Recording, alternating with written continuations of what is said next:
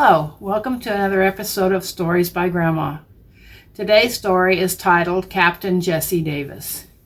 Jesse Davis was born the 12th of September 1750 in Prince William County, Virginia. Jesse was the second child born to Isaac and Elizabeth Kinchlow Davis. While a resident of Virginia and at the age of 26, Jesse enlisted in the military in 1776. He served in Captain Henry Lee's Troop of Virginia Calvary until January 1st, 1777, when he was commissioned lieutenant in the 11th Virginia Regiment. On September 11th, 1777, General George Washington was determined to prevent the British from capturing the American seat of government at Philadelphia. Taking up positions along Brandywine Creek, Washington mistakenly believed that his army blocked all fords across the Brandywine. Opposing Washington was Sir William Howe and an army of over 15,000 British regulars and Hessian troops. Hidden by heavy fog, the British moved into position. General William von Knyphausen was ordered to fight against the Americans' front at Chad's Ford, while the bulk of Howe's forces crossed the Brandywine further upstream.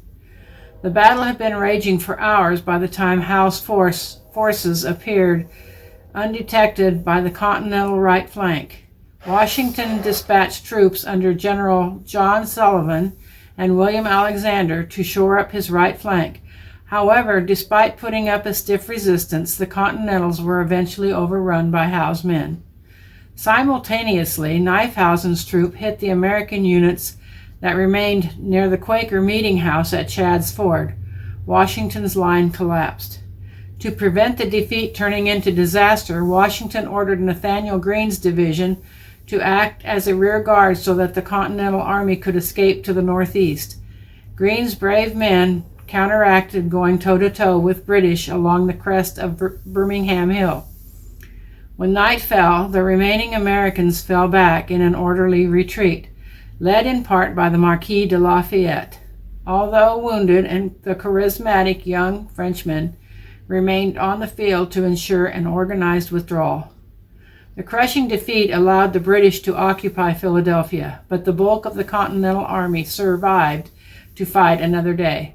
After the Battle of Germantown, Washington led his 12,000-man army into winter quarters at Valley Forge, located approximately 18 miles northwest of Philadelphia. They remained there for 6 months, from December 19, 1777 to June 19, 1778. At Valley Forge, the Continentals struggled to manage a disastrous supply crisis while retraining and reorganizing their units. About 1,700 to 2,000 soldiers died from disease, possibly exacerbated by malnutrition. Jesse Davis was at Valley Forge that winter. Jesse was in the Battle of Brandywine. He was also in the Battle of Germantown on October 4, 1777, and Monmouth, New Jersey, 28th of June, 1778. He served as captain of the company directly under General George Washington, who in general orders commended him for his bravery. Soon after the close of the Revolution, Jesse and several of his siblings moved to a place later called Davis Settlement on the Simpson Creek near Chaplin Fork in Nelson County, Kentucky. On the 8th of February, 1780, Jesse married Nancy Susan Milton, daughter of Richard and Margaret Ross Milton. She was born in 1759 in Virginia. Jesse and Nancy had 10 children: Presley in 1781, Wilson in 1782, George Wiley in 1785, Cornelius in 1786, Elijah and Elizabeth, his twin, in 1788. Nancy and Jesse, both born in 1789, probably were twins. William Milton in 1794 and Harriet Mitchell in 1802. General Assembly resolved that Jesse Davis, who during the war with Great Britain and America served as captain for 3 years, be allowed land bounty for 4,000 acres of land. Jesse died the 23rd of October, 1818. As widow, Nancy was allowed a pension on her application dated the 2nd of December, 1836, at which time she was still living in Nelson County. She was 77 years of age. She died at the age of 90 on the 10th of February, 1849 in Nelson County, Kentucky.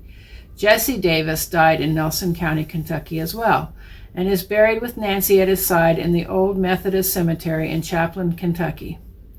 Jesse left a will dated the 5th of April, 1818, which was recorded in Nelson County on the 15th of February, 1819, and probated in Richmond, Virginia, the 16th of November, 1830.